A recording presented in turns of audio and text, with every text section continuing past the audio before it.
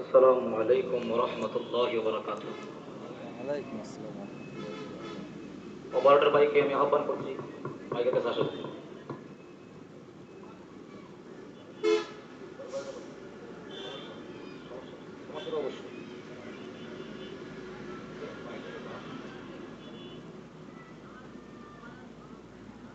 الحمد لله نحمده ونستعينه ونستغفره ونؤمن به ونتوكل عليه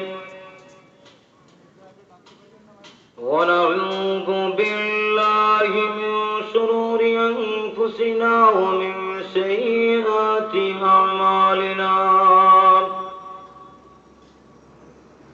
من يهده الله فلا مضل له ومن يضلله فلا هادي له ونشهد أن لا إله إلا الله وحده لا شريك له ونشهد أن سيدنا ومولانا محمدا عبده ورسوله الذي يرسل إلى الناس كافة بشيرا ونذيرا وداعيا إلى الله بإذنه وسراجا منيرا أما بعد فقد قال الله تعالى في كلامه المجيد والفرقانه الحميد أعوذ بالله من الشيطان الرجيم بسم الله الرحمن الرحيم ومن يطع الله ورسوله ويخشى الله ويتقه فأولئك هم الفائزون وقال تعالى إن الله على كل شيء قدير وقال تعالى إن الله بارك الله لنا ولكم في القرآن العظيم ونفعنا وإياكم بالآيات والذكر الحكيم صلى الله على سيدنا ومولانا محمد وعلى آله وأصحابه وسلم محبت করি সাল্লাল্লাহু আলা সাইয়্যিদিনা ওয়া মাওলানা মুহাম্মদ ওয়া আলা আলিহি ওয়া আসহাবিহি ওয়া সাল্লাম বালাগাল উলা বিকামালিহি كشف الدجى بجماله حسنت جميع خصاله صلوا عليه وآله الحمد لله নাবি শাহ জামে মসজিদ কর্তৃক আয়োজিত ৫ম বার্ষিক ইসলামী মাহফিল। আজকের এই মাহফিলের আমার অত্যন্ত শ্রদ্ধেয় সভাপতি দামাত বারাকাতুহুম সর্বস্তরের মুসলমান ভাইয়েরা, পর্দার অন্তরালে অবস্থানরত অত্যন্ত শ্রদ্ধেয় মা ও বোনেরা, মহান আল্লাহ রাব্বুল আলামিনের দরবারে কোটি শুকর আদায় করছি যে আল্লাহ আজকের এই দিনে আমাদেরকে দুনিয়ার যাবতীয় ঝামেলা থেকে মুক্ত করে আজকের এই মাহফিলে শরীক হওয়ার তৌফিক দান করেছেন। এ কারণে আল্লাহর দরবারে শুকর আদায় করে বলি আলহামদুলিল্লাহ। আলহামদুলিল্লাহ। ভাই আমি তো হলো আপনাদের মধ্যে পুরান, সব সময় ডাইলের মতো হয়ে গেছি, মানে খাইলে খাইলেও না খাইলে নাই, ওটা দূরে কন্টেক কেনা ঠিক না, সব সময় বয়ান আমরা আপনাদের মাঝে করি। আল্লাহ, আমি আপনাদের সামনে কোরআন শরীফের এক জায়গা থেকে সংক্ষিপ্ত একটা ছোট্ট অংশ তেলাওয়াত করছি আর সূরা নূরের 52 নম্বর আয়াত তেলাওয়াত করছি। উক্ত আয়াতের ভিতরে মাত্র 4টা শর্ত দিয়েছেন আর আয়াতের শেষ অংশে আল্লাহ তার বিনিময় তার প্রতিদানের কথা উল্লেখ করছে। সূরা নূরের 52 নম্বর আয়াতটা এত গুরুত্বপূর্ণ,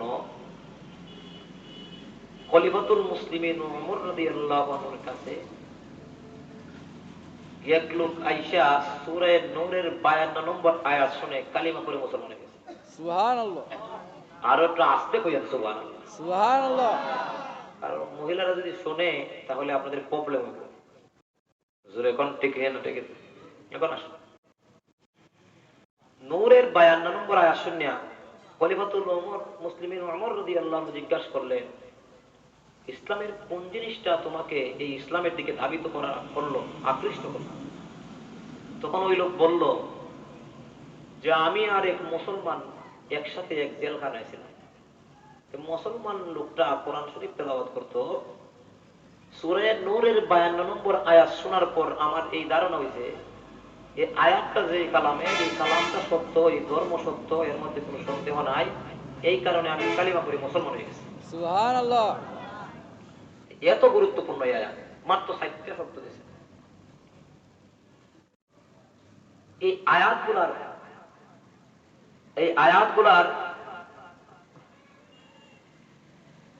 আয়াতটার 4টা শর্ত বুঝবো আমরা পরে, কিন্তু তার আগে তার বিনিময়টা কি, তার প্রতিদানটা কি তা শুনবো। কারণ মানুষ যতক্ষণ পর্যন্ত এই কথা না জানে যে সে কি পাবে, অতটুক পর্যন্ত সে আমল করতে উৎসাহী হয় না। কোন ট্রাকের ড্রাইভারের যদি আপনি বলেন ভাই আমার ঢাকা যাইতে হবে একটা ট্রিপ নিয়ে, গাড়ি রিজার্ভ করি, ড্রাইভারে জিগায় আমার ভাড়া দিবেন কত টাকা, ঠিক কেনা ঠিক। তার কারণ হইল তার যে যাওয়ার যেটা পরিশ্রম, এর প্রতিদানটা যদি আপনি না দেন, প্রতিদানটা সে যতক্ষণ পর্যন্ত না জানে ততক্ষণ পর্যন্ত তার কাজ করতে, কাজের প্রতি আগ্রহ জাগে না, স্পৃহা জাগে না। ঠিক কিনা ঠিক। এই কারণে আয়াতের মধ্যে যে মাত্র 4টা শর্ত দিচ্ছেন, শর্তের পরে প্রতিদানের কথা উল্লেখ করছেন। এই কারণে প্রতিদানটা কি, শর্ত বুঝবো পরে, প্রতিদানটা বুঝবো। আচ্ছা জোরে কর না প্রতিদানটা। আল্লাহ বলেন فَأُولَئِكَ هُمُ الْفَائِزُونَ।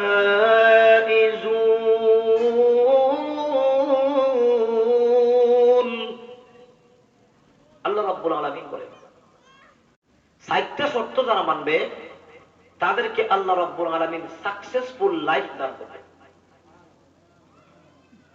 তো আস্তে সুবহানাল্লাহ বলে ওয়াজ হয় না, বুঝছেন না কথা আমার? এর আগে গেলাম বাগারপাড়া থেকে বয়ান করে আইছি মাগরিবের পরে, ওইখানে শ্রোতা মন্ডলীর স্পিহা আসিল, বয়ান ভালো হয়েছে। আপনাদের যে অবস্থা ঠিক কিনা ঠিক, এই কারণে একটু কথা বলবেন। 4টা শর্ত দিছে, দিয়ে প্রতিদান উল্লেখ করছে, তারে আল্লাহ সাকসেসফুল লাইফ দিবে। আমরা মনে করি ছেলে যদি আমার একটা ভালো অবস্থানে নিতে পারি, ডাক্তার ইঞ্জিনিয়ার বানাইতে পারি, তাহলে মনে হয় আমার জীবন সাকসেসফুল। ঠিক কিনা ঠিক। অথবা মেয়েকে যদি ডাক্তার বানাইতে পারি, ইঞ্জিনিয়ার বানাইতে পারি, কোর্টের বড় উকিল বানাইতে পারি বা ব্যারিস্টার বানাইতে পারি, তাহলে আমার জীবন সাকসেসফুল, আমার আল্লাহ তো না। আমরা মধ্যে অনেক লোক আছে তার ছেলে শিক্ষিত, মেয়ে শিক্ষিত, পরিবারের কিছু ধনী, নতুন কিছু টাকাওয়ালা হয়েছে, নতুন টাকাওয়ালা, যার কারণে কথা যখন বলে কোনো হিসাব নাই, চোখে কিছু পথ দেখে না। একটু জোরে কোন ঠিক কিনা ঠিক না? ঠিক। মনে করে এই টাকার পাওয়ারে সারা জীবন দুনিয়ায় থাকতে পারবে। তো আল্লাহ রাব্বুল আলামিন বলেন সাকসেসফুল তোমার জিন্দেগি হবে যদি 4টা শর্ত মেনে নাও।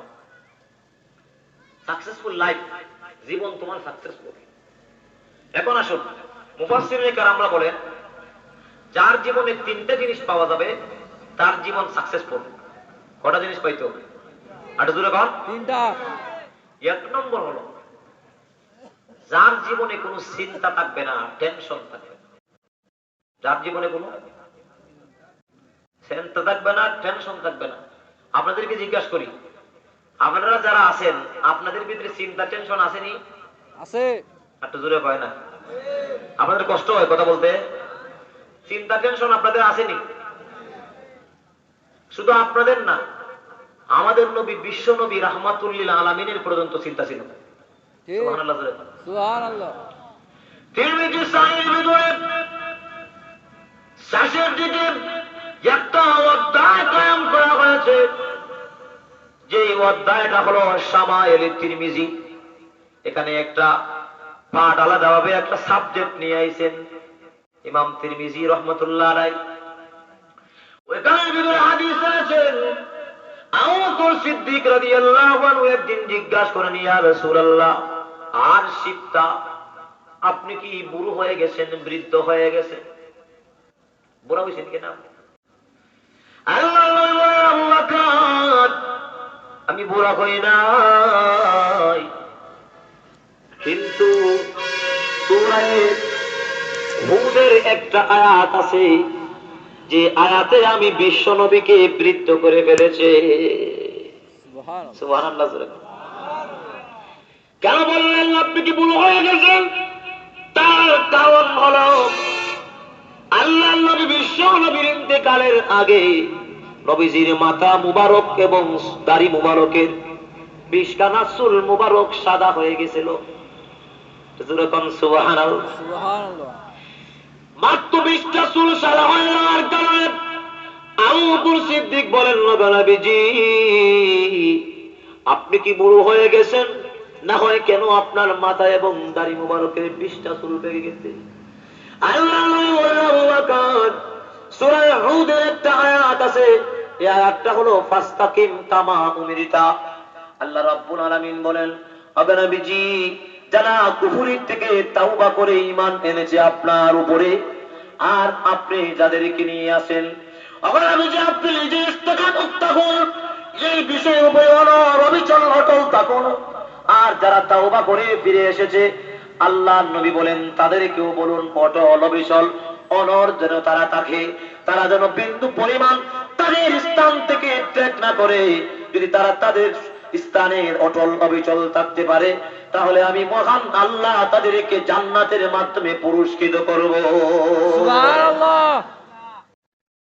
তাহলে বোঝা গেল বিশ্ব নবীর টেনশন আছে। আস্তে কর। আল্লাহ নবীর যদি টেনশন থাকে, আপনি আমি কিন্তু মুক্ত না। এখন আসুন ওলিদের টেনশন আছে কিনা? একটু জোরে করেন। আছে। রাবেয়া বসরির নাম শুনছেন নি আপনারা?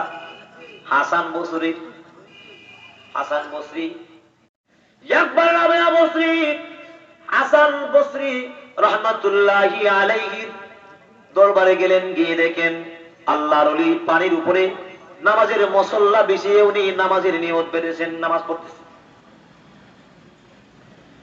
এই অবস্থা দেখে রাবেয়া ভাবলেন, আমার উস্তাদের এই কাহিনী যদি সাধারণ মানুষ দেখে, তাহলে মানুষ শিরকের দিকে ধাবিত হবে, আমার উস্তাদের পায়ে লম্ব হয়ে পড়বো।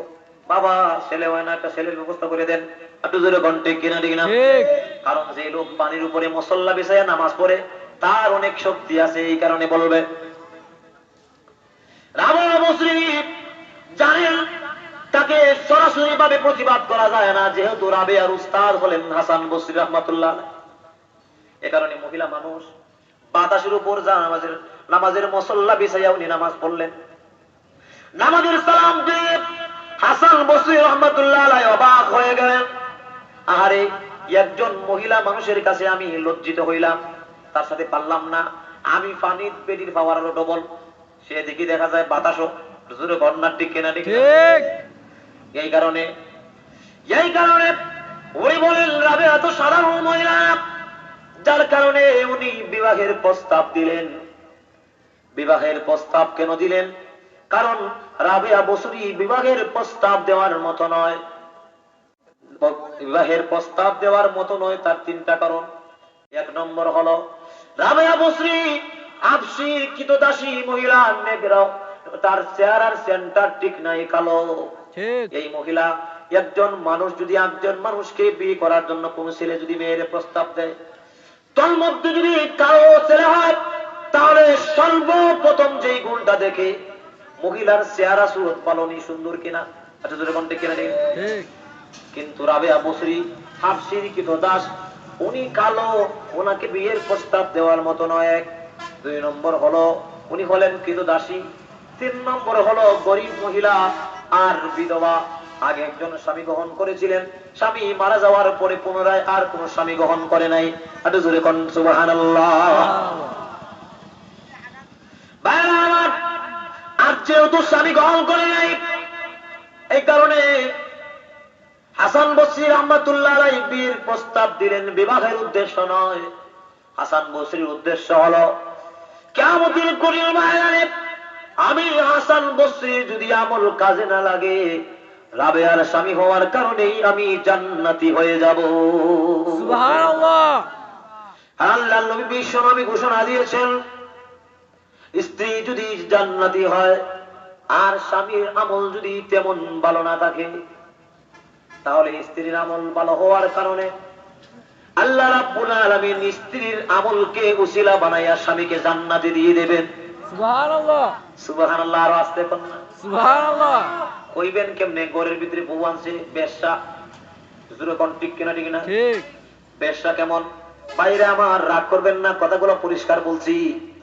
এমন বউ নিয়ে আইছে, বউ আর 14 পুরুষের সাথে আড্ডা দেয়, জোরে কোন ঠিক কিনা ঠিক না? ঠিক। বেশ্যা মহিলাটা নিয়ে আইছে।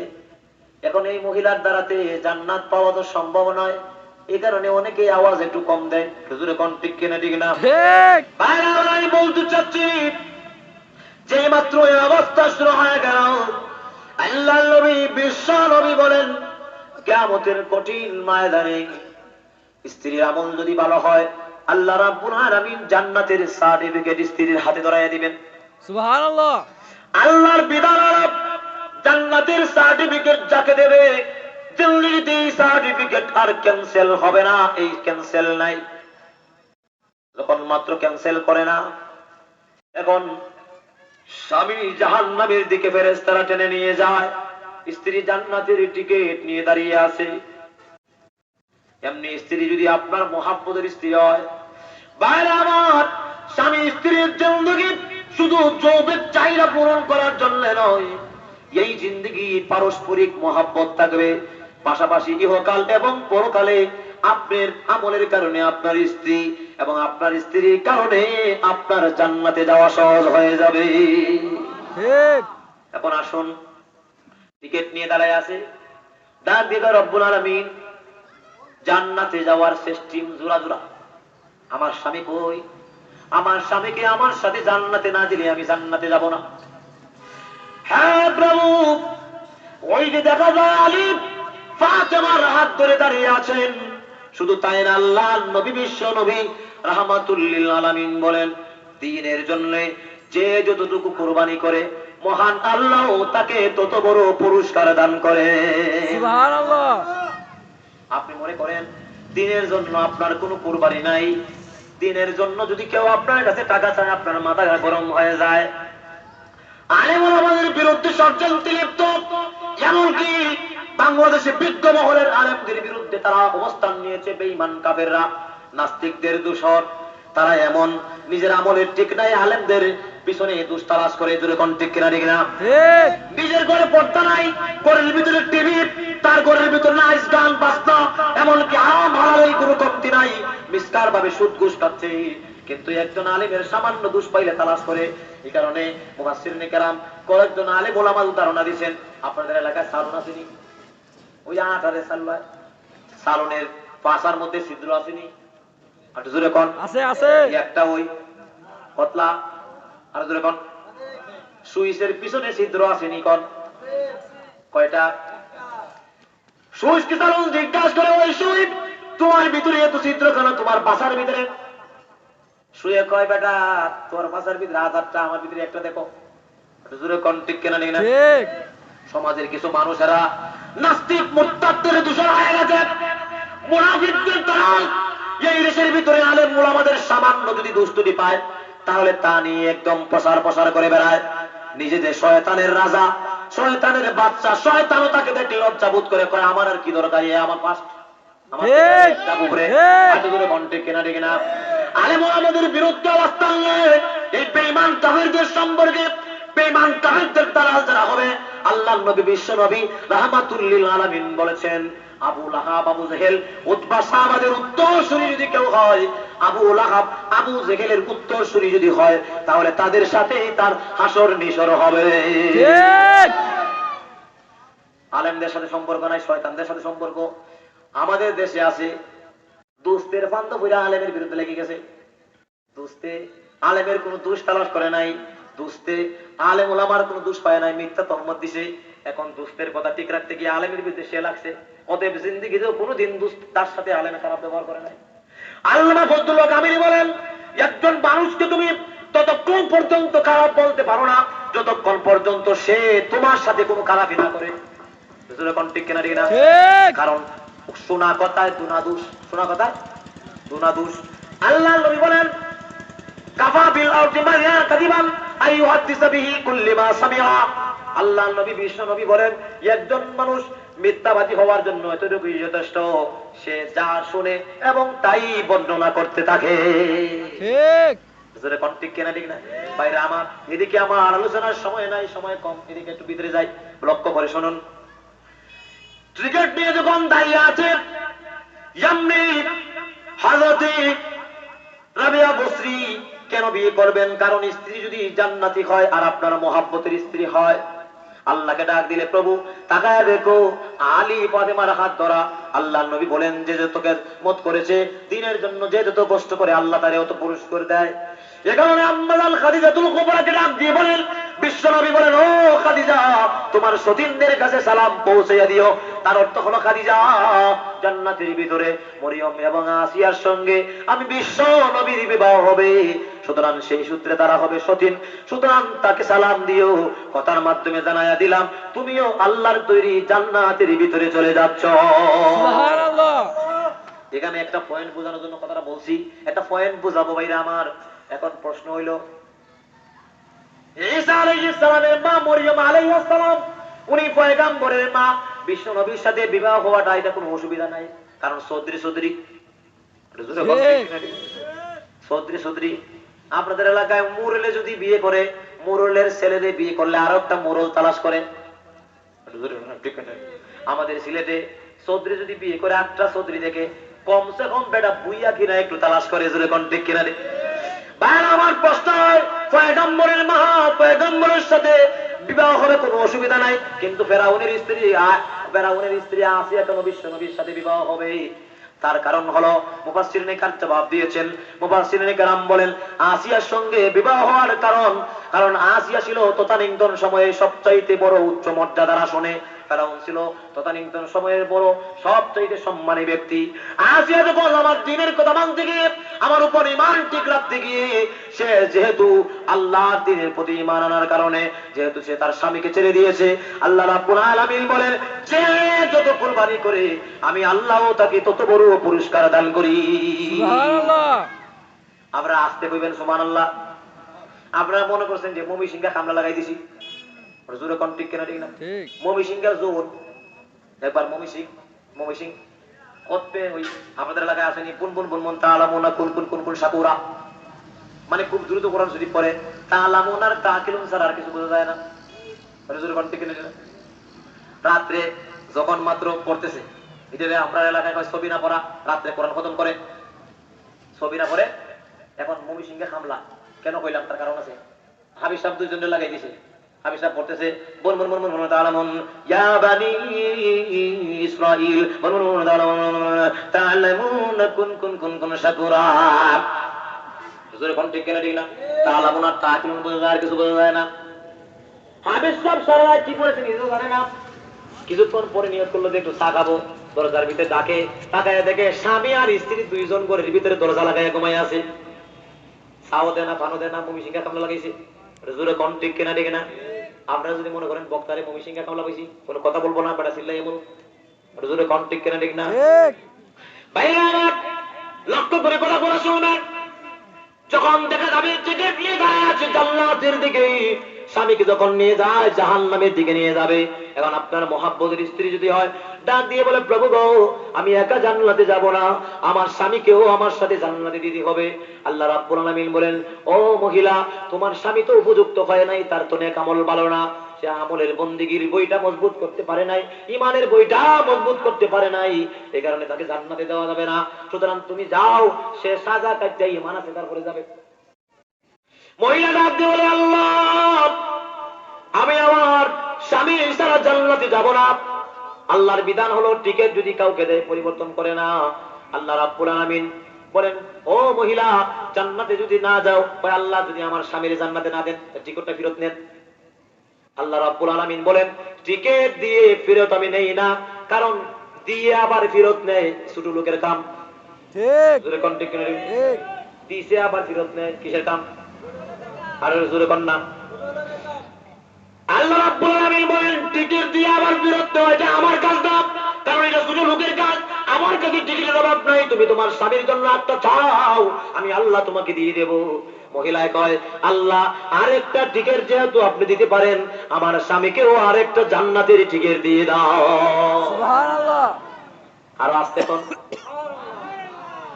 আসাম বদলের উদ্দেশ্য হলো রাবিয়াকে যদি বিয়ে করতে পারি তাহলে তার আমলে আমি নিজে জান্নাতি হয়ে যেতে পারবো এমন ভাবে যখন উনি চিন্তা ভাবনা করলেন এই কারণে বিয়ের প্রস্তাব দিছে তখন রাবিয়া বসে কয় শুনেন আপনি বড় একজন মুহাদ্দিস আলেম মানুষ আপনাকে বিয়ে না করলে আমার তকদীরটাই খারাপ এরকম ভালো প্রস্তাব আর জীবনে আসে কিনা ভালো প্রস্তাব আসবে কিনা আমি জানি না এই কারণে উনি চিন্তা ভাবনা করতেছিলেন তবে শুনুন স্বামী তবে শুনেন ও হাসান বসরি উস্তাদ শুনুন সাইডটা টেনশনে আমার ঘুম হয় না আসে না কয়টা টেনশন ভাইরা আমার এতক্ষণ আমি যা বুঝাইছিলাম আল্লাহর ওলিদের টেনশন আছে ওইখানে মূল পয়েন্টটা আইছি বুঝাইয়া বুঝাইয়া এখন আসুন সাইডটা টেনশনে ঘুম আসে না সংক্ষিপ্ত ভাবে ভাইরা আমার সংক্ষিপ্ত ভাবে কথাগুলো বলতে হবে যেহেতু আর 20 মিনিট সময় সমস্যা বলেন ভাইরা আমার সাইডটা টেনশনে আমার ঘুম আসে না হযরত হাসান বসরি বলেন রাবিয়া তোমার সাইডটা টেনশন কি একটু বলো দেখি তখন রাবিয়া বসরি বলেন এক নম্বর হলো হুজুর সারা দিন কাজকর্ম করার পরে আমি যখন ঘুমাইতে যাই আমি আমার চক্ষুকে ডেকে বলে চক্ষু রে ঘুমাবি না তুমি যাকে ভালোবাসো সেই আল্লাহ রাব্বুল আলামিন ঘুমায় না সুবহানাল্লাহ তুমি যাকে ভালোবাসো সে তো ঘুমায় না তুমি আল্লাহকে ভালোবাসার দাবিদার তুমি কেন ঘুমাও তুমি ঘুমাইতে পারো না চোখকে বোঝায় চক্ষু শুনো মরণের পরে এমন ঘুম ঘুমাবি 50,000 বছরের ভিতরে তোমার ঘুম কেউ ভাঙতে আসবে না সুবহানাল্লাহ বলা হয়েছে কেউ বলছেন 40 কেউ 50 আবার বলছেন কান্নামাতুল আরুজ নতুন দামানদের মতো ঘুমাও তোমার ঘুম ভাঙতে ইসরাফিলের সিংহায় ফু দেওয়ার আগ পর্যন্ত কেউ আসবে না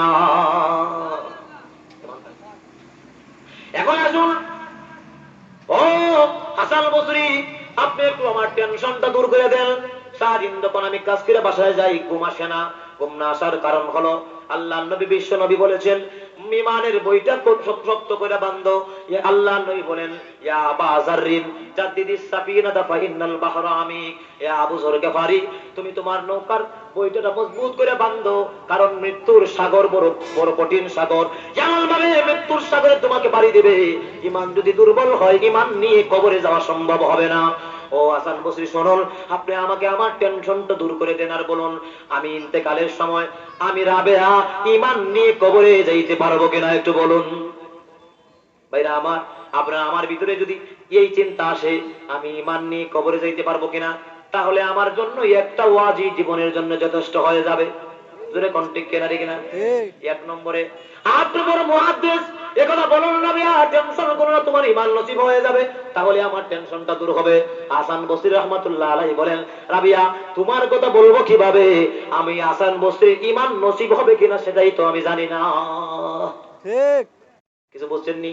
যদি বন্ড পিসা হইতো, বন্ড পীর, তাহলে বইতো মুড়ি, তোর টেনশন নাই, যা যা আমি আসি। জোরে কোন ঠিক কিনা ঠিক না? আর জোরে কোন ঠিক কিনা ঠিক না? ভাই আমার 2 নম্বর হলো রাবিয়া বলেন, হুজুর 2 নম্বরের টেনশনটা হলো আল্লাহর নবী বিশ্ব নবী বলেছেন কিয়ামতের মাঠে কোন দল দলাদলি থাকবে না, 2টা দল ছাড়া। একটা দল জান্নাতি হবে আর একটা দল জাহান্নামী হবে। হুজুর বলুন তো আমি কোন দলে আমার স্থান হবে? আমি কি জান্নাতের দলে যাব নাকি জাহান্নামের দলে যাব? হাসান বসরি বলেন, রাবিয়া তুমি জান্নাতি হবে না জাহান্নামী হবে আমি কি করে বলবো? আমি হাসান বসরি আমার নিজেরটাই বলতে পারি না। ঠিক। জোরে কোন ঠিক কিনা ঠিক? নিজেরটাই নিজেরটাই জানে না, কেমন জানবে? আল্লাহ রাব্বুল আলামিন কোরআনে উল্লেখ করে দিয়েছেন, ওই দিন কেউ কাউকে সাহায্য করবে না, সবাই সবার কাছ থেকে পলায়ন করবে। আল্লাহ এক আয়াতে বলেন, দুনিয়ার নিয়ম হলো রাস্তায় যদি বিআই সাহেবকে পায় তাহলে জিজ্ঞাসা করে বিআই সাহেব কেমন আছেন। জোরে কোন ঠিক কিনা ঠিক না? আমি যদি আমার কোনো মুসল্লিকে ভাই আসসালামু আলাইকুম ওয়া রাহমাতুল্লাহ ভাই কেমন আছেন, ওয়া আলাইকুম আসসালাম ভালো অথবা আলহামদুলিল্লাহ। আল্লাহ নবী আল্লাহ রাব্বুল আলামিন বলেন কিয়ামতের কঠিন ময়দানে কেউ কাউকে পরিচয় দিবে না, শুধু পরিচয় দিবে না তা না, আল্লাহ রাব্বুল আলামিন বলেন ফালা আনসাবা বাইনাহুম ইয়াউমা ইযি ওয়া লা ইয়াতাসালুন। আল্লাহ রাব্বুল আলামিন বলেন কেউ কাউকে পরিচয় দিবে না, শুধু তা না, আল্লাহ রাব্বুল আলামিন বলেন তখন দেখা যাবে মানুষ মানুষকে জিজ্ঞাসা করবে না বিআই সাহেব কেমন আছেন। যদি কন্যা সুবহানাল্লাহ, সুবহানাল্লাহ। জিজ্ঞাসা করবে না ভাই সাহেব কেমন আছেন, জিজ্ঞাসা করে না। জিজ্ঞাসা না করার কি কারণ হতে পারে? মুফাসসিরিনে কেরাম বলেন জিজ্ঞাসা না করার কারণ হলো মানুষের ভিতরে একটা ভয় কাজ করবে, আমি যদি আমার ছেলেকে পরিচয় দেই, আমি যদি আমার মেয়েকে পরিচয় দেই, আমি যদি আমার স্ত্রীকে পরিচয় দেই, কি জানে আমার কিছু আমল নেওয়ার জন্য সে যদি আসে। হুজুরে কোন ঠিক কিনা ঠিক না? আপনারা দেখবেন দুনিয়ার ভিতরে এই নিয়ম আছে, বোনে বাড়ির কাছে সম্পদ পায়, বাপ মরা বাপ সম্পত্তি প্রত্যেক সম্পত্তি পায়, এক ভাগ পাবে। যখন সম্পত্তি নেওয়ার জন্য শ্বশুর বাড়ির থেকে আসলো, তার বউরে ভাই তার বউরে অর্থাৎ বোনের ভাবিরে কইছে, এই বোনটা দিকে আইছে সম্পদ চাইবো, আমি করো না। হুজুরে কোন ঠিক কিনা ঠিক? আর না হইলে বাপ ধরে এমনি কাঁপে, 3 দিন ধরে জ্বর কাঁপতেছে। হুজুরে কোন ঠিক কিনা ঠিক না? বাইরে আমার সামান্য সম্পদের কারণে দুনিয়ায় তার ভাই যেভাবে তার বোনকে ধোঁকা দিয়ে সরায় দেয়, আসরের মাঠে যখন কেউ কাউকে পরিচয় দেয় না, সেখানে একটা আমল এত দামি হবে, এই আমল যদি নিয়ে যায় তাহলে একটা নেকির কারণে জাহান্নামেও যাইতে হইতে পারে। এই কারণে কেউ কাউকে পরিচয় দেয় না। হযরত রাবিয়া বসরি বলেন 3 নম্বর চিন্তা হলো কবরে যাওয়ার পর মুনকার নাকিরের সওয়াল জবাব দিতে পারবো কিনা। সংক্ষেপ করতেছি। 4 নম্বর হলো, ও হাসান বসরি শুনুন, আমার 4 নম্বর টেনশনটা দূর করে দেন। টেনশনটা কি? আল্লাহর নবী বিশ্ব নবী বলেছেন একটা ফুল আছে, ফুলটার নাম হলো ফুল সিরাতের ফুল। ফুলের অবস্থা হলো তরবারির চাইতেও আরো অধিক ধারালো, চুলের চাইতেও আরো চিকন। এই রকমের ফুল সিরাতের ফুল আমি রাবিয়া পার হইতে পারবো কিনা বলুন। হাসান বসরি বলেন, রাবিয়া কি করে বলবো, আমি তো নিজেই জানি না এই ফুল সিরাতের ফুল পার হইতে পারবো কিনা।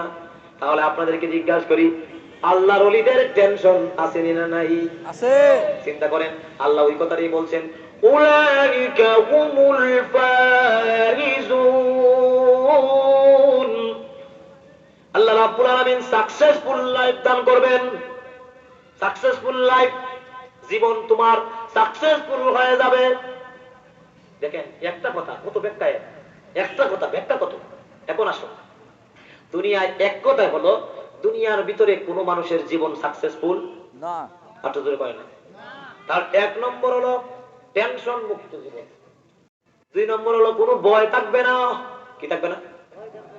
ভয়, ভয় থাকবে না। সংক্ষিপ্ত খুব গুরুত্ব সহকারে শুনবেন।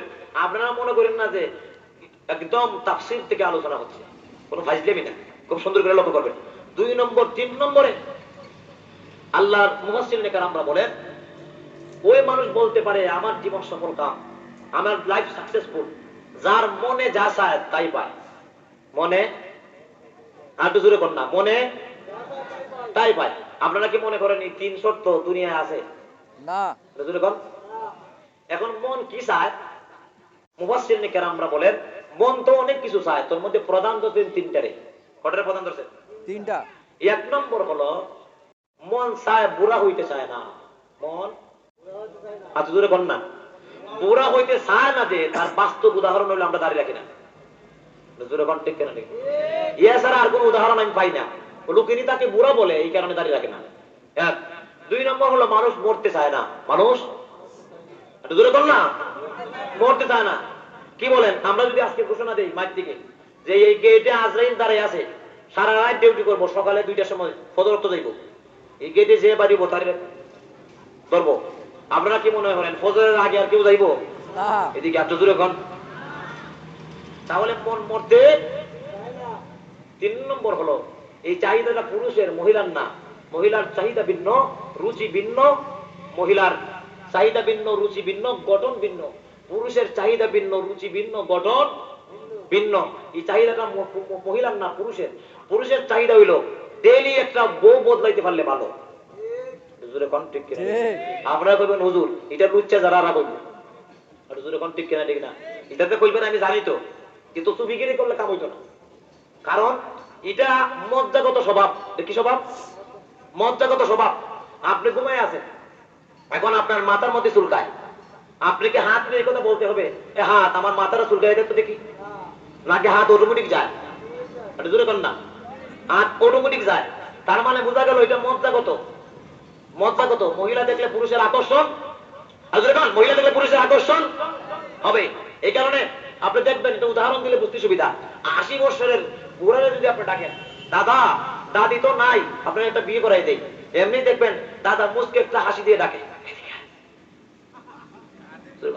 নাতি যখন কাছে গেছে, এখন দাদা মিষ্টি মিষ্টি হাসি হাসি বলে আমার কি আর এখন কি বয়স আছে? যেভাবে কয় আমার কি আর বয়স আছে, এর মাধ্যমে বোঝা যায় বয়স থাকলে আরো একটা করতো। ঠিক কিনা ঠিক না? তার মানে বোঝা গেল এই ধরনের চাহিদা দুনিয়ায় পুরা হওয়া সম্ভব। আর যখন সম্ভব, এই চাহিদা পূরণ হবে জান্নাতের ভিতরে। সুবহানাল্লাহ। কোথায় পূরণ হবে? জান্নাত। কোথায় পূরণ হবে? আল্লাহ নিজে বলছেন। কোরআনের আয়াতে বললে তো বিশ্বাস করবা, নাকি বিশ্বাস করতেন না? আল্লাহ বলছে উদখুলুল জান্নাহ লা খাউফুন আলাইকুম ওয়া লা আনতুম তাহজানুন। আল্লাহ রাব্বুল আলামিন বলেন উদখুলুল জান্নাহ লা খাউফুন আলাইহিম ওয়া লা আনতুম তাহজানুন। আল্লাহ রাব্বুল আলামিন বলেন, আল্লাহ রাব্বুল আলামিন বলেন উদখুলুল জান্নাতা, তোমরা জান্নাতের ভিতরে প্রবেশ করো, লা খাউফুন আলাইহিম, তোমাদের ভয় নাই, ওয়া লা হুম তাহজানুন, তাহজানুন, তোমাদের চিন্তাও নাই। চাহিদা ছিল 3টা, ভয়, চিন্তা আর মন যা চায় তা পাইতো। 2টা আমরা পাইলাম, এটা জান্নাতের ভিতরে পাওয়া যাবে। এখন আসুন 3 নম্বর, মন যা চায় তা পাবে কিনা? আল্লাহ কোরআনে বলেন মা তাশতাহি আনফুসুকুম ওয়ালাকুম ফিহা মা তাদউন। আল্লাহ রাব্বুল আলামিন বলেন তোমাদেরকে আজকে এই আখিরাতের মাঠে, মানে আল্লাহ রাব্বুল আলামিন বলে জান্নাতের ভিতরে তোমাদের মন যা চায় তাই আল্লাহ রাব্বুল আলামিন পূরণ করবে। সুবহানাল্লাহ। আর জোরে কর সুবহানাল্লাহ। এখন মন কি চায়? মন বুড়া হইতে চায় না। জান্নাতের ভিতরে যখন আল্লাহ দিবেন, আল্লাহ যখন দিবেন তখন আপনাকে 33 বছরের যুবক বানিয়ে দিবেন। সুবহানাল্লাহ। আর জোরে কোন? আপনারা কি বেজার? 33 বছরের যুবক বানিয়ে দিব। তাফসীরের কিতাবের মধ্যে লেখছেন একজন মানুষের বডি হবে 60 জিরাহান, 60 হাত লম্বা। কয় হাত লম্বা? 60 হাত লম্বা। 60 হাত। বডি হবে 7 হাত প্রশস্ত। কয় হাত? 7। আমি আমার 2 হাত দিয়ে প্রশস্ত করছি, 7 হাত হইছে। চিন্তা করছেন কেমন মোটা? মুফাসসিরিনে কেরামরা বলেন একটা কুল, একটা বড়ি এত বড় হবে, দুনিয়ার পাল্লা পাটকিরায় ওজন দিলে 12 মণ ওজন। সুবহানাল্লাহ। কয় মণ ওজন? কথা বুঝেন নাই? 12 মণের যদি ওজন হয় বড়ি, তে আপেল কয় মণ? কিছু বুঝেননি আমার? আল্লাহ রাব্বুল আলামিন জান্নাতের জিন্দেগি আপনাকে দেবেন। প্রথমত মন চাইছিল যে বুড়া হইতে চায় না, আল্লাহ রাব্বুল আলামিন 33 বছরের যুবক বানায় দিবেন আর বুড়া হবে না। দুই নম্বরে মন চাইছিল আর মরতো না, মরতে মন চায় না, আল্লাহ রাব্বুল আলামিন জান্নাতের ভিতরে দিয়ে বলবেন, এই জান্নাতীরা শোনো, তোমাদেরকে জান্নাতের ভিতরে মরণ আর কোনোদিন স্পর্শ করবে না।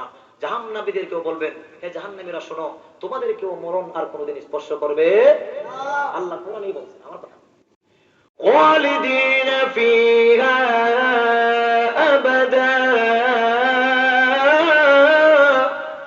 আল্লাহ রাব্বুল আলামিন বলেন আজকে জান্নাতের ভিতরে তুমি চিরস্থায়ীভাবে বসবাস করো, মরণ তোমারে আর স্পর্শ। সুবহানাল্লাহ জোরে কও সুবহানাল্লাহ। এখন মনের 3 নম্বর চাহিদা, বউ প্রতিদিন চাইতো। প্রথমত আল্লাহ রাব্বুল আলামিন অনেকগুলা বউ দান করবেন, হুরপুরি দিব, এমন হুরপুরি দান করব, আল্লাহর নবী বিশ্ব নবী বলেন তার গায়ে যে উন্নাটা হবে এত দামি, তামাম দুনিয়া বিক্রি করলেও তার উন্নার সমতুল্য হবে না। সুবহানাল্লাহ। হুর দিব, হুর। কেমন হুর? এটা সুরক্ষিত একটা পাঁচিরের ভিতরে আটকানো। আল্লাহ সূরা ওয়াকিয়ার মধ্যে বলছেন এমন ভাবে আটকানো, দুনিয়ার কোন পুরুষ জিন্দেগিতে কোনদিন তাদেরকে আই লাভ ইউ বলে নাই। হুজুরে কন্টেক্ট করে আই লাভ ইউ কইছে না, প্যাকেটের ভিতরে সংরক্ষিত, আই লাভ ইউ কইছে না, হুজুরে কন্টেক্ট করে দেখো। প্রস্রাব পায়খানার টাঙ্কি তার ভিতরে নাই, নাকে কানে ময়লা নাই, সুন্দরী সুরসী রূপসী হীরা মুক্তা পতিত এই জান্নাতি হুরদেরকে যখন দেখবে, দেখিয়া জান্নাতি পুরুষরা পাগলের ন্যায় হয়ে যাবে। এখন আমরা অনেকেই ইগাল একটা প্রশ্ন, 70টা কেউ বলছেন 70টা হুর প্রথম দিবে, আবার কেউ বলছেন যে না 70,000 হুর দিবে। এখন প্রশ্ন হইল হুজুর, একটা পুরুষকে যদি 70টা হুর দেয় অথবা 70,000 হুর করে দান করে, তাহলে একটা মহিলাকে 70,000 হুররা দিব কিনা পুরুষ? আপনাদেরকে জিজ্ঞাসা করি, এই প্রশ্নের উত্তর না দিলে মহিলারা আবার রাগ হয়ে যায়, এটা দিয়ে দিই আপনাদের, নাহলে আবার কিন্তু ওয়াজে বললেন আপনারা হুর দিব, তোমরা কেন মোতার করতাম না, আমরা দিত না। উত্তরটা দিয়ে দেই। উত্তরটা হলে আপনাদেরকে জিজ্ঞাসা করি, একজন মহিলারা যদি 70টা স্বামী দেয় তার সম্মান হবে কিনা? আরো জোরে কন, সম্মান হবে? পুরুষ চাইবো যে তার চাহিদা আছে। এখন পুরুষে একজনের ধরবে হাত, একজনের ধরবে পাও, তুই একজনের জলি দিলে উড়ে আমার। আরো জোরে কন, ঠিক কিনা? ঠিক না? সুতরাং মহিলাদেরকে 70টা স্বামী দিলে তার সম্মান হবে না, বরং অপমান হবে। এই কারণে তার 70টা হুররা না দিয়া, পুরুষ হুর না দিয়া মহিলা হুর খাদেমা থাকবে, তারও 70টা খাদেমা থাকবে, আল্লাহ রাব্বুল আলামিন দান করবেন। আর মহিলারে স্পেশাল ভাবে পুরস্কার দিবেন, তাই হুরদের চাইতেও 70 গুণ বেশি সুন্দর দান করবেন। সুবহানাল্লাহ। আরে জোরে কর। দেখুন এই জিন্দেগি যদি পান তাহলে হবে জিন্দেগি, আরে জোরে কর, এমন জীবন যদি পান তাহলে জীবন কি হবে? আল্লাহ এই কথাটাই বলেন, فَأُولَئِكَ هُمُ الْفَائِزُونَ।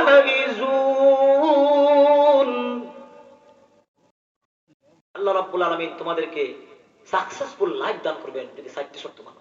আর সামনে আমি আগে পারতেছি না, ব্যাখ্যা বিশ্লেষণ কমান। হ্যাঁ কত থাকে? আপনারা 10টা পিন 10টা 30 মারতেছেন। সুবহানাল্লাহ বিহামদি। কত কোন তাল নাই। রিজিকুল্লাহ লা ইলাহা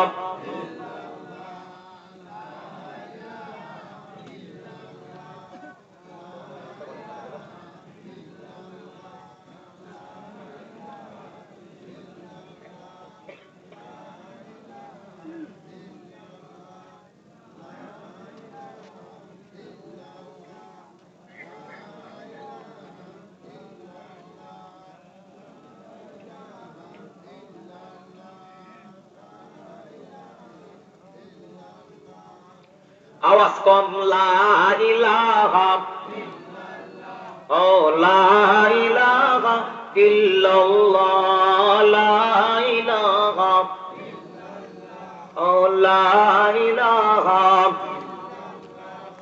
লা ইলাহা, লা ইলাহা ইল্লাল্লাহ, লা ইলাহা, লা ইলাহা ইল্লাল্লাহ, লা ইলাহা, ও লা ইলাহা, লা ইলাহা ইল্লাল্লাহ, লা ইলাহা ইল্লাল্লাহ, লা ইলাহা ইল্লাল্লাহ, মুহাম্মাদুর রাসূলুল্লাহ সাল্লাল্লাহু আলাইহি। ভাই কষ্ট হচ্ছে আপনাদের? তাহলে ইনশাআল্লাহ প্রত্যেকেই গুরুত্ব সহকারে বসি। আর আপনাদের প্রধান বক্তা আল্লামা আব্দুস সবুর সাহেব বাগেরহাটের হুজুর, আল্লাহর বান্দা, সুন্দর বয়ান করেন। কেউ উঠবেন না ভাই, ইনশাআল্লাহ ওনার আলোচনা হবে। আপনাদেরকে পরিপূর্ণ তৃপ্তি ইনশাআল্লাহ আল্লাহ তৌফিক দান করলে দান করবেন। প্রত্যেকেই বসে যাবেন। আসুন আমরা সামনের দিকে একটু আগাই। তো এখন এই জান্নাতের ভিতরে হুট টুট দিয়ে আল্লাহ রাব্বুল আলামিন আপনাদেরকে সাকসেসফুল লাইফ দিয়ে আল্লাহ ওয়াদা করেছেন। আপনাদেরকে আল্লাহ রাব্বুল আলামিন দান করবেন। এখন আসুন, আল্লাহ রাব্বুল আলামিন বলছেন যে 4টা শর্ত। এখন আসুন, এতক্ষণ বললাম প্রতিদান, এখন হলো 4টা শর্ত। 4টা শর্ত বোঝার দরকার আছে না? 8 নম্বর, ومن يطع الله ورسوله ويخشى الله ويتقه فأولئك هم الفائزون। 1 নম্বরে আল্লাহ রাব্বুল আলামিন বলেন মান ইউতিইল্লাহা ওয়া রাসূলাহু। 4টা শর্তের ভিতরে প্রথম শর্ত উল্লেখ করেছেন মান ইউতিইল্লাহা, তোমরা আল্লাহকে মেনে নাও, তার বিধান মেনে নাও। 1 নম্বর, আমার সাথে একটু বলেন, আল্লাহকে মেনে নাও, তার বিধান মেনে নাও। আল্লাহকে মানো, তার বিধান মানো। এক, কাকে কাকে মানতো? এই পৃথিবীতে অনেক লোক আছে যারা আল্লাহকে মানে না, রবকে রব হিসাবে স্বীকার করে না। এই লোকগুলাকে, তারা আল্লাহকে মানে না, আল্লাহর বিরুদ্ধে অবস্থান নেয়। তারা যুক্তি দেয় যাকে দেখি না তাকে বিশ্বাস করি না। নাউজুবিল্লাহ। যারে দেখে না তাকে। আল্লাহ রাব্বুল আলামিন এই নাস্তিকদের দাঁত ভাঙা জবাব দেওয়ার জন্য আল্লাহ মানুষের ভিতরে একটা রুহু ফিট করে দিয়েছেন, রুহু দিয়েছেন। সমস্ত অঙ্গ প্রত্যঙ্গের ভিতরে রুহু আছে, যার কারণে সব জায়গা নড়াচড়া করে চলে। জোরে কন্যা সুবহানাল্লাহ। আল্লাহ রাব্বুল আলামিন রুহুটাকে এমন ভাবে সেট করলেন, বেঈমান কাফেররা যদি প্রশ্ন করে তাকে দেখি না তাকে বিশ্বাস করি না, তখন যেন ইমানদাররা জবাব দিতে পারে, শোনো, এতে বড় বড় লেকচার দিও না। যেরকম ঠিক কিনা দিও না। এক স্যার নাস্তিক ছাত্রদেরকে পড়ায় আর বলে, এই তোমরা শোনো, যা দেখি না তা বিশ্বাস করি না, আল্লাহ দেখি না তাকে বিশ্বাস করি না। নাউজুবিল্লাহ। আস্তে কন, ইমান মজবুত হইব। আপনারা যে আস্তে কইছে বোঝা যায় ইমান আপনাদের পাক কইব। আকলিস দিন আকাই কাল কাটি ইমান। জোরে কন, আল্লাহ দেখে না, বিশ্বাস করে না। নাউজুবিল্লাহ। জোরে কন নাউজুবিল্লাহ। যখন বিশ্বাস করে না, এমনি এক ছাত্র জিজ্ঞাসা করে, স্যার আপনি জিন্দা না মুর্দা? তুই কি ব্যাক করলি? তোর মাথা তার ঠিক আছে না নষ্ট হয়ে গেছি? তুই দেখোস না আমি কথা বলি, আমি মুর্দা হইলে কি আর কথা বলতে পারি?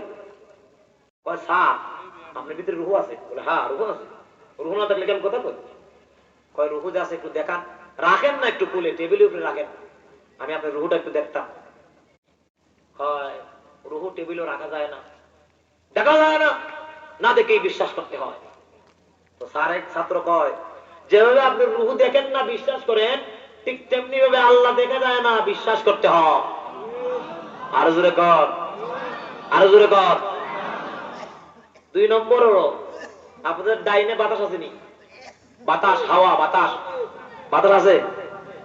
পিছনে বাতাস আছে, সামনে বাতাস দেখান। হ্যাঁ, দেখা যায় না। আপনার গায়ের জামার কাপড়, আপনার জামা নড়ছে, তার নাম বাতাস না। গাছের পাতা নড়ছে, তার নাম বাতাস না। বাতাসটা কি? বলে হ্যাঁ। বলে হ্যাঁ কি? বলে বুঝি না। ঠিক কিনা ঠিক না? তাহলে বোঝা গেল, যেভাবে বাতাস দেখো না বিশ্বাস করো না দিকা, তেমনি ভাবে আল্লাহ দেখা যায় না দিককে বিশ্বাস করতে হয়, না দেখে বিশ্বাস করতে হয়। নাস্তিকদের মতো তার সিরা বক্তব্য দিও না। আর আরেক নাস্তিক হয়, জিজ্ঞাসা করে হইলো, যদি আল্লাহ না থাকে তাহলে পৃথিবী কারা বানাইছে? কয় ন্যাচারালি প্রাকৃতিক ভাবে পৃথিবী হয়ে গেছে। কিভাবে হয়েছে? প্রাকৃতিক ভাবে। কয় প্রাকৃতিক ভাবে কিভাবে হলো? সস্তা ছাড়া কয় সস্তা লাগে না। কয় হলো কয় মহাশূন্যে একটা বড় গ্রহ ছিল, হঠাৎ করে বিস্ফোরণ হয়ে গেছে। আমাদের সিলেটের ভাষায় করে ফুটে গেছে কি বিস্ফোরণ হয়েছে। বিস্ফোরণ হয়ে গেছে, বিস্ফোরণ হয়ে গেছে, এক টুকরা নিচের দিকে পড়ছে, পৃথিবী হয়ে গেছে। চিন্তা করেন কেমন আজগুবি কথা। নিচে পড়ছে এক টুকরা, পৃথিবী হয়ে গেছে। পৃথিবীতে হয়ে গেল। এখন যদি আমি ওয়াজ করি, ভাইরা আমার, এখানে একটা বড় লোহার টুকরা ছিল, হঠাৎ করে বিস্ফোরণ হয়ে গেছে। 5টা হরণ হয়েছে, 2 পিস ব্যাটারি হয়েছে, 2টা মাইক্রোফোন হয়েছে, হঠাৎ কইরা বাইরে মা কইয়া গেছে। আপনারা কবেন এই বক্তা করতে গাইলো, তার ঠিক নাই একটাও। জোরে কন্টিক, আরো জোরে কন্টিক কেন? যেভাবে একটা লোহার টুকরা বিস্ফোরণ হয়ে পৃথিবী হয় না, ঠিক তেমনি ভাবে মহাকাশে কোনো শূন্য ছিল না, যা বিস্ফোরণ হয়ে পৃথিবী হবে। এই পৃথিবীর পিছনে একজন রব্বুল আলামিন আছেন, যিনি তামাম পৃথিবীকে নিয়ন্ত্রণ করেন, তিনি পৃথিবী সৃষ্টি করেছেন। ওই আয়াতের ভিতরে আল্লাহ বলেন, মাইয়ুতিল্লাহ, তোমরা আল্লাহকে মেনে নাও, অর্থাৎ ঈমান আনো। ঈমান যদি আনো তাহলে আল্লাহ কি পুরস্কার দিবেন? আরো কায়াতে বলছেন সুবহানাল্লাহ, জোরে কও সুবহানাল্লাহ। ঈমান আনো। আল্লাহ রাব্বুল আলামিন বলেন, ইন্নাল্লাযীনা ক্বালু রাব্বুনাল্লাহ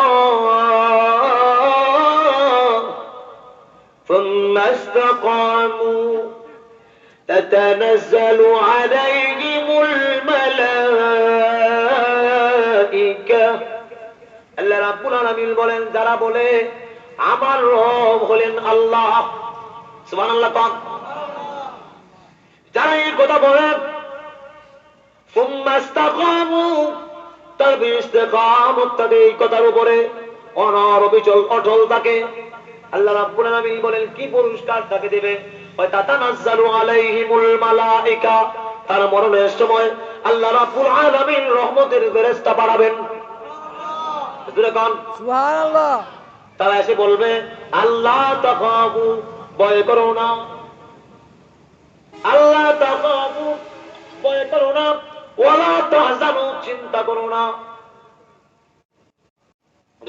সুবহানাল্লাহ, সুবহানাল্লাহ। আল্লাহ বলেন ওয়ালা তাখাফু, সামনের বয়কে আরবিতে খৌফ বলা হয়, পিছনের বয়কে আরবিতে হুজুন বলা হয়। আপনারা আমার সাথে বলুন, সামনের বয়কে আরবিতে কি বলে? খৌফ। পিছনের বয়কে বলে হুজুন। আল্লাহ রাব্বুল আলামিন আয়াতের ভিতরে বলেন, আল্লাহ রাব্বুল আলামিন বলেন, বান্দারে ঈমান যদি আনতে পারো, আমি আল্লাহকে রব হিসেবে তুমি মানতে পারো, তোমার সামনে কোনো ভয় নাই, পিছনে কোনো ভয় নাই। তোমার সন্তান কি খাবে, তোমার বাচ্চা কি খাবে, তোমার স্ত্রীর কি অবস্থা হবে, চিন্তার কোনো প্রয়োজন নাই। তোমার ইন্তেকালের পরে আমি মহান আল্লাহ তোমার ছেলে সন্তানের জিম্মাদার হয়ে যাব। সুবহানাল্লাহ। আরো একটু জোরে কও সুবহানাল্লাহ। এখানে এতক্ষণ তো সরাসরি তাফসীর থেকে কথা বললাম, এখানে একটা ঘটনা মনে হয়েছে আপনাদের বলবো। জোরে কও। একজন আল্লাহর ওলি ছিলেন, ওনার নাম হলো ফুজাইল ইবনে আয়াস। ফুজাইল ইবনে আয়াস। আটো জোরে কও। ফুজাইল ইবনে, এই লোক ছিল ডাকাতের সর্দার, ডাকাতের সর্দার। সারা রাত্রেবেলা ডাকাতি করে, বেশি রাত, বাকি রাত চিন্তা করে অবসর বসে লাভ কি, একটা তসবিহ নিয়ে জুব্বা টুপি পাগড়ি লাগাইয়া মনে করলো যে অবসর সময়টা অনাত্মক বেকার কাটাইয়া কি লাভ, বসে বসে সুবহানাল্লাহ সুবহানাল্লাহ সুবহানাল্লাহ তসবিহ। পাহাড়ি এলাকায় তো এক লোক ঘটনা চক্রে ওই এলাকায় গিয়ে রাজি হয়ে গেছে, যেখানে বাঘের বয়স সেখানে হাঁটু করে কন্যা। যে লোকটা জানে যে ফুজাইল ইবনে আয়াজের এই এলাকা এটা দখলে, এই এলাকায় যে যায় হাতে যা থাকে সব সাইজ করে দেয়। কিন্তু কিন্তু চিন্তা করে দেখি এটা মানুষ যদি পাই তার কাছে থাকলাম। এমনি পাহাড়ি এলাকার ভিতরে ঢুকছে, গিয়ে দেখে পাহাড়ের ভিতরে এক আল্লাহর ওলি তসবিহ দিতেছে। সুবহানাল্লাহ। আল্লাহর বিকাটা বুঝছেন নি বুঝাইলি না আয়াজ বলা গাইয়া এই লোকটা মনে করছে কি মনে হয় বড় আল্লাহর ওলি কয় হযরত আমার কাছে কিছু স্বর্ণ মুদ্রা আছে এর স্বর্ণ মুদ্রা গুলা আপনার কাছে যদি একটু রাখতেন কয় নামাজের মুসল্লার নিচে রেখে দেন কয় আমি আপনার কাছে আজকে রাতে থাকতে চাই কোনো অসুবিধা নাই থাকো সারা রাত থাকছি সকালে ওই রাত্রে যে একটু ডাকাতি করছে সামনের রাত্রে শুরুতে ডাকাতি করে শেষের রাত্রে আবার নিরিবিলি বসে বসে তদবি নেবে সকালে সকল ডাকাতরা এসে ওস্তাদের কাছ থেকে বাঘ নিত এখন ডাকাতদেরকে টাকা ভাগ করে দেয় এমনি ওই লোক কয় আল্লাহ লোকটারে মনে করছিলাম বেশে বসে আল্লাহর ওলি এবার দিকে ডাকাইতে সর্দার একটু জোরে বট ঠিক কেনা রেখে এখন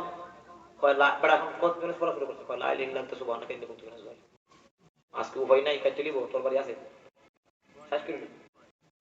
এখন টাকাটা বন্যা যখন দিছে দেওয়ার পরে ফুজাইল ইবনে আয়াজ রাহমাতুল্লাহ আলাইহি উনি ঢাকায় ছিল তো এখন এই লোকটা বলল হুজুর আমার তো সকাল হয়ে গেছে আমি চলে যাই যাও যখন চলে যাচ্ছে মনে মনে কয় আমি যদি টাকা দিলাম স্বর্ণ মুদ্রা দিলাম এই দেখি নেওয়ার কথাও বললো না দিল না আবার চিন্তা করলো বলার তো দরকার আবার চিন্তা করে বললে আমার দিত ভালো করে মনে করছিলাম বেটা আল্লাহর ওলি এদের ডাকাইতে বড় সর্দার এখন সামনে আগালো আগায় বললো হুজুর আমার যে স্বর্ণ মুদ্রা হয় যেখানে আসিল সেখানেই আছে আমি নেই না সুবহানাল্লাহ এমনি ডাকাইতের সদস্যরা বলে কয় উস্তাদ সেই লোককে আপনার কোনো প্যান বন্ধু হয় না ভাই বাতিজা হয় না নিকটবর্তী কোন লোক হয় না কোন আত্মীয় হয় না কয় তাহলে শিকারী দেশ ওপর সামন থেকে যায় আপনি যদি না নেন আমরা ইশারা দিলে কি হয় আমরা নিয়ে গেল স্বর্ণ মুদ্রা করে কথা কয় শোনো এই লোকটা আমার লেবাস আর পোশাক দেখে মনে করছে আমি বড় জন আল্লাহর ওলি তদবি দিতেছি এখন যদি এই সুন্নতি লেবাস পরিধান করে তার স্বর্ণ মুদ্রা আমি আত্মসাৎ করি তাহলে সারা জীবন আমার বিশ্ব নবীর সুন্নতের কলঙ্ক হয়ে যাবে সুবহানাল্লাহ আরো একটু জোরে কর কেমন কলঙ্ক হবে লোকটা যখন জুব্বা জাব্বা বিশিষ্ট কোন লোক দেখবে এমনি লোক ডাক দিয়ে কবে ওই দেখো রে ডাকাতের সরদার আসতেছে জোরে কর ঠিক নেই আল্লাহর কাছে কথাটা অত্যন্ত বেশি পছন্দ হয়েছে ফুজাইল ইবনে আয়াজ যে বলছে এই কথা যে আমি বিশ্ব নবীর সুন্নতকে কালার করতে পারি না কারণ আমি যখন ডাকাতি করতে যাই তখন এই পোশাক টাকা না পোশাক চেঞ্জ করে যায় আল্লাহ কয় রহমতের ফেরেশতা হেদায়েতের খাতা কই ফুজাইল ইবনে আয়াজের নামটা দিলাম আরো জোরে কর সুবহানাল্লাহ হেদায়েত এমনি আসে না হেদায়েত চাইতে হয় জোরে কর ঠিক কেন ঠিক নাম যখন তুলছে এখন চলে যাচ্ছে সকালে ভোরে বাসার দিকে আসতেছে ফজরের পরে আসার সময় শুনে এক কারি সাহেব কোরআন শরীফ পড়ে ألم يأن للذين آمنوا أن تخشع قلوبهم لذكر الله যখন আয়াত শুনছে আয়াতের অর্থ হলো ইমানদারদের জন্য কি কোনো সময় আসে নাই আল্লাহর বইয়ে তার অন্তরটা একটু ঝুঁকে যাবে সুবহানাল্লাহ জোরে বলে সুবহানাল্লাহ ফুজাইল ইবনে আয়াজ কয় এই কথা তো আমারই কইতেছে কারি সাহেব এমনি দরজার মধ্যে ডাক দিছি বুঝলো দরজা যখন খুলতে জিজ্ঞাসা করছে কে কয় আমি ফুজাইল ইবনে আয়াজ এমনি কারি সাহেব কয় লা ইলাহা ইল্লা আনতা সুবহানাকা ইন্নী কুনতু মিনাজ জালিমিন কয় আজরাইল রে কয় আল্লাহ এই সাত সকালে ফুজাইল ইবনে আয়াজের শুরুতে আজরাইল রে বুঝি আমার দরজায় পাঠিয়ে দিছো বুঝলে কোন ঠিক কিনা ঠিক তোর বাড়ি হাতি আছে আমার তো কাটলি ঘরের ভিতরে ঢুকছে ঢুকে কয় কারি সাহেব যে আয়াতটা পড়ছিলেন এই আয়াতটা আবার সব পড়া আবার এখন ভয় নিয়ে পড়তেছে আলাম ইয়ানি লিল্লাযীনা আমানু ভয় নিয়ে পড়ে আর মাঝে মাঝে তাকায় দেখে তোর বাড়িটা কতটুকু উঠছে নিচে নামেনি দেখে তাকায় না তোর বাড়ি নিচে নামে নাই এমনি তাকায় দেখে আল্লাহর কোরআনের তেলাওয়াতে চক্ষু থেকে পানির নহর জারি হয়ে গেছে সুবহানাল্লাহ যখন এই মুহূর্তে পানির নহর দাঁড়িয়ে আছে এমনি ডাক দিয়ে বলে, কারি সাহেব আমার সময় এসে গেছে। ও কারি সাহেব, আমি আর জিন্দেগিতে কোনোদিন ডাকাতি করবো না। সুবহানাল্লাহ কয় না? সুবহানাল্লাহ। ও কারি সাহেব, জীবনটাকে বরবাদ করে দিয়েছি, ডাকাতি আমি আর করবো না, আমাকে ছেড়ে দিন, আমাকে তওবা পড়ান। আমি এই মুহূর্ত থেকে বাকি জীবনের সব পাপের জন্য রব্বুল আলামিনের দরবারে তওবা করে সংশোধন হতে চাই। সুবহানাল্লাহ। যখন কারি সাহেব তওবা পড়ায় দেয়, তওবা করে বাড়ির দিকে যায়। আর তার একটা নিয়ম ছিল, যেই বাড়িতে ডাকাতি করতো একটা লিস্ট তৈরি করে রাখতো। এখন মানুষের যে টাকাগুলা ডাকাতি করছে, টাকা ব্যাক করে দেয়, পরিবর্তন করে ফেরত দেয়, বারবার জায়গায় জায়গায় দেয়। ফুজাইল ইবনে আয়াস তওবা করেছে, মাঠে ঘাটে বাজারে হেলান দেয়, ফুজাইল ইবনে আয়াস তওবা করেছে। তখন এইভাবে বলতেছে, ফুজাইল ইবনে আয়াস তওবা করেছে, ওনার ইন্তেকালের সময় গণায় এসেছে, এখন সময় কাছে হয়ে গেছে। ওনার দুইটা মেয়ে বিবাহের উপযুক্ত। স্ত্রী ডেকে বলে, স্বামী গো, স্ত্রী ডেকে বলে, স্বামী হ্যাঁ, আপনার দুইটা সন্তান বিবাহের উপযুক্ত, সকল ধন সম্পদ দান করে দিলেন, সমস্ত ধন সম্পদ দিয়ে দিলেন, এখন এই দুইটা মেয়ের কি উপায়?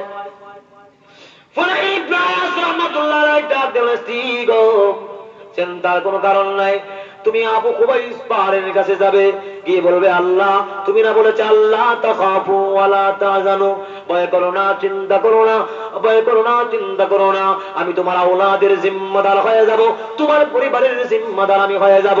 আল্লাহ তুমি না এই কথা বলেছো? যেই মাত্র এই কথা বলবে, এমনি দেখবে আল্লাহ রাব্বুল আলামিনের পক্ষ থেকে গায়বী মদদ তোমার জন্য চলে এসেছে।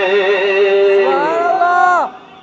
ভাইরা আমার, এই জন্যই বলেন, ওয়ালা তাখাফু ওয়ালা তাহজানু, ভয় করো না, চিন্তা করো না, আল্লাহ তোমার আওলাদের জিম্মাদার হয়ে যাবে, তোমার স্ত্রীর জিম্মাদার হয়ে যাবে। আল্লাহ রাব্বুল আলামিন এই কথাই বলেন,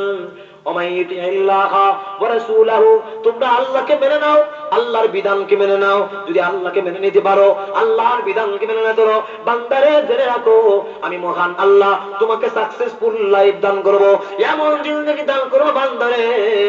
এরকম জিন্দেগি যদি তুমি পাও, তাহলে তোমার জীবন সাকসেসফুল হয়ে যাবে। সুবহানাল্লাহ। এক নম্বর, আল্লাহরে মানো, আল্লাহর বিধান মানো। দুই নম্বর হলো ওয়ারাসূলহু, আল্লাহর নবীকে মেনে নাও।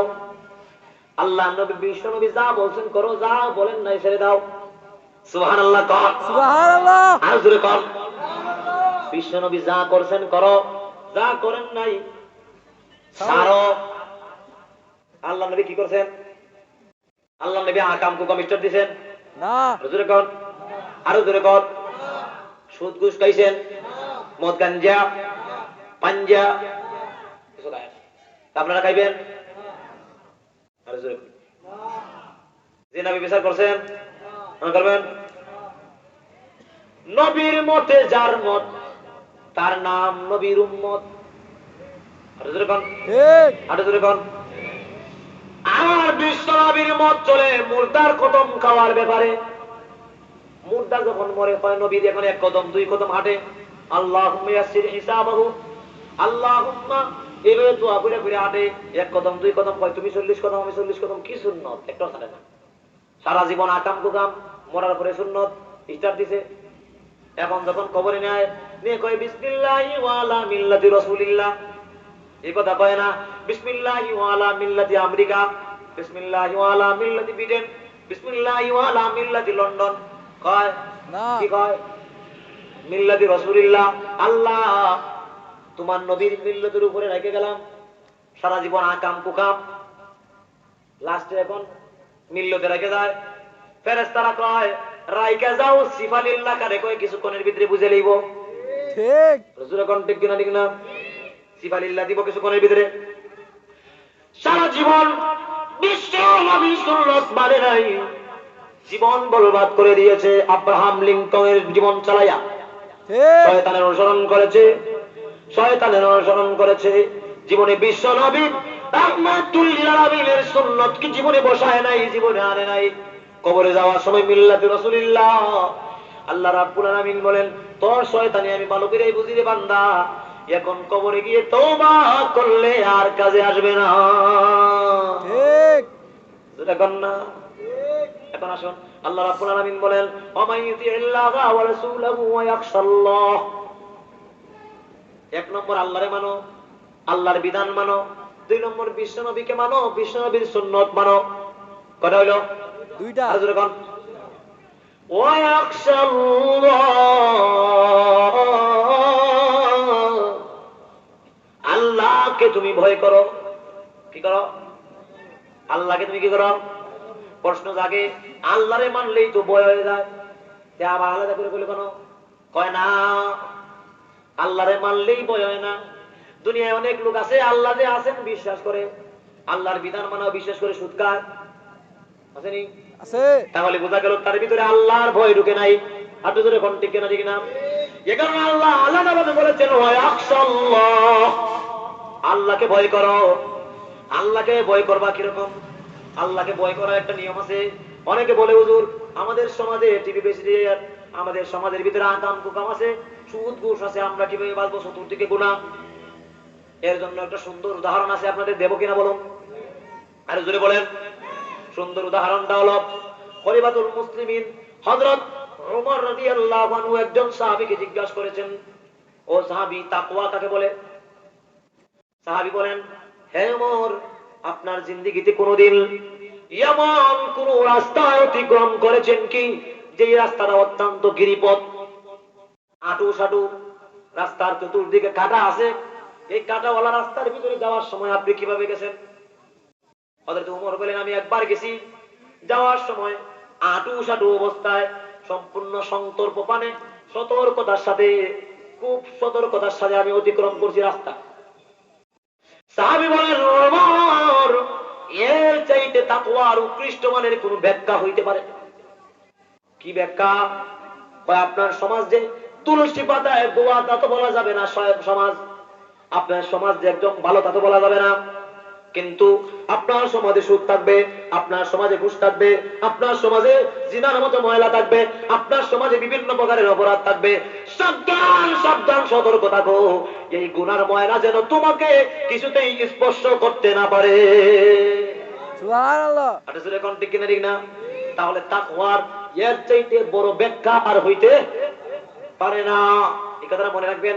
কেউ যদি আপনার সামনে এসে ওয়াজ করে যে তাকওয়া মুখরে কয়, তো মুখরে কয়, আপনি ওয়াজ করে দিবেন শেষ। আর নাই। এরপর আল্লাহ কয়, ওয়ায়াত্তাকি ফাউলাইকা হুমুল ফাইজুন। আল্লাহর অবাধ্যতা থেকে তুমি বাঁচো, আল্লাহর অবাধ্য হওয়ার থেকে বাঁচো। আমি একটা কাজ করলে আমার বউ খুশি হয়, আমার আল্লাহ না গয়, এই কাজ করা যাবে না। হাঁটু ধরে ঘন্টি কিনা ঠিক না? দাড়ি কাটলে সুন্দরী বউ খুশি হয়, আমার আল্লাহ বেজার হয়, বিশ্বনবী বেজার হয়, দাড়ি রাখতে হবে। পরিষ্কার ভাষায় বলে দিচ্ছি, যে স্ত্রীরা তার স্বামীকে দাড়ি কাটার জন্য বাধ্য করে, আল্লাহর কসম, কোন মুসলমান যুবকদের জন্য এই বউকে বিয়ে করা হারাম। ঠিক কারণটা কি ব্যাখ্যা করে কই, নাইলে আবার কবেন রফিকুল ইসলাম আনসারী একটা কথা কয়ে গেছে। ভাইয়েরা আমার, আপনাদেরকে জিজ্ঞাসা করি, আল্লাহ নবী, বিষ্ণু নবীর দাড়ি আছিল কিনা? সমস্ত পয়গাম্বরের দাড়ি ছিল কিনা? দাড়ি রাখা সুন্নত না ওয়াজিব? ওয়াজিব ওয়াজিব। কেউ বলেন সুন্নত।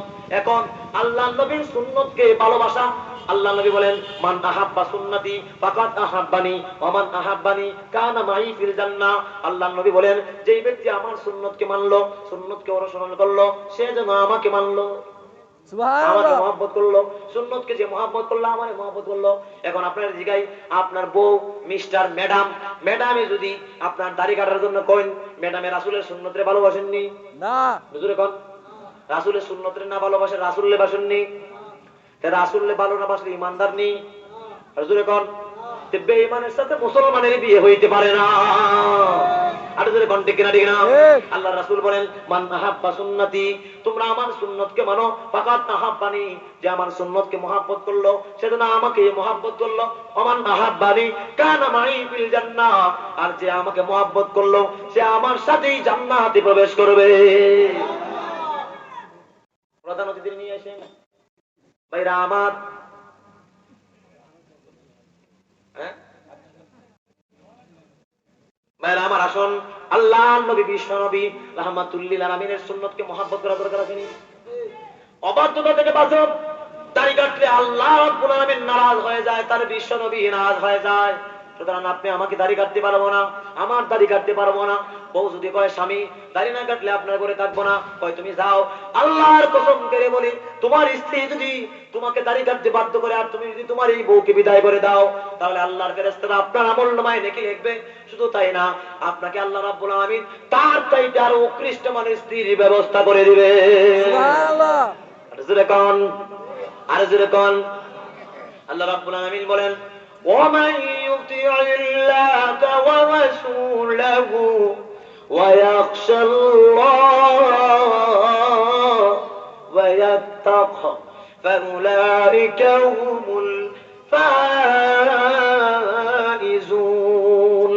আল্লাহ রাব্বুল আলামিন বলেন, আল্লাহ রাব্বুল আলামিন বলেন, সফল কাম জীবন যদি পেতে চাও তাহলে আল্লাহর প্রতি ঈমান আনো, আল্লাহকে মানো, তার বিধান মানো, বিশ্ব নবীকে মানো, তার সুন্নাত মানো, ওয়া ইয়াখশাল্লাহ, আল্লাহকে ভয় করো, ওয়া তাকি, এবং তার অবাধ্যতা থেকে দূরে থাকো, তবেই তুমি উলাইকা হুমুল ফাইজুন, সফল কাম জীবন পাবা। আর যদি কন্না সুবহানাল্লাহ। তাহলে আপনারা চান কিনা সফল কাম জীবন পাইতে? আর যদি কোন পান চান কিনা? চান কিনা? আরো জোরে কোন। কারা কারা হাত তুলে দেখা। আল্লাহ আপনি সাক্ষী থাকেন, হাত নামাচ্ছেন কেন? কষ্ট হচ্ছে নাকি? আল্লাহ আপনি সাক্ষী থাকেন, আপনার বান্দারা সফল কাম জীবন, সফল কাম সাকসেসফুল লাইফ তারা চায়, অর্থাৎ আপনার বান্দারা জান্নাতুল ফেরদাউস চায়। দান করে দাও সুবহানাল্লাহ। আল্লাহ এই নাফিসা মসজিদের প্যান্ডেলে যে সমস্ত আল্লাহর বান্দারা কোরআনের আলোচনার মহব্বতে আসছেন, প্রত্যেক ভাইদেরকে তুমি জান্নাতুল ফেরদাউসের নামের, আল্লাহ প্রত্যেক ভাইদেরকে তুমি জান্নাতুল ফেরদাউসের জান্নাতের মালিক হিসেবে কবুল মঞ্জুর করে, কবুল মঞ্জুর করে নাও। আমিন ইয়া রাব্বাল আলামিন। এখন আসুন ভাইরা আমার,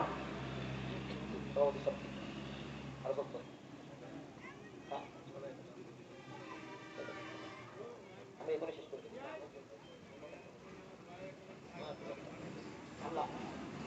আল্লাহ আমাদের প্রত্যেককে তৌফিক দিত, সকলে বলে আমিন। ওয়া আখির দাওয়ানা আলহামদুলিল্লাহি রাব্বিল আলামিন। আসসালামু আলাইকুম। একটা কথা, এই এলাকাতে আজকের এই মসজিদের যে মাহফিল, এটা হলো নাফিসা মসজিদের উদ্যোগে।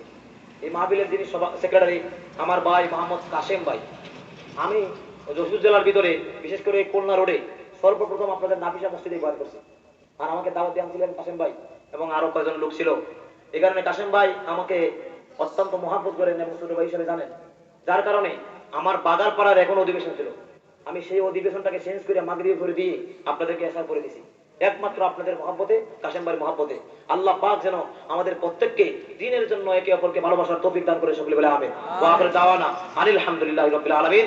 আল্লাহ পাক যেন আমাকে দেহ কণ্ঠ সুস্থ রেখে দ্বীনের রাস্তায় কথা বলার তৌফিক দেন, সকলে বলে আমিন। আল্লাহ যেন আপনাদের প্রত্যেককে আমলের নিয়তে কথাবার্তা শোনার, আল্লাহ আব্দুস সুবি সবাই কথাবার্তা শোনার তৌফিক দেন, সকলে বলে আমিন। আল্লাহ আমাদের প্রত্যেককে কবুল করুক, সকলে বলে আমিন। ওয়া আখির দাওয়ানা আলহামদুলিল্লাহি রাব্বিল আলামিন। আসসালামু আলাইকুম ওয়া রাহমাতুল্লাহি ওয়া বারাকাতুহু।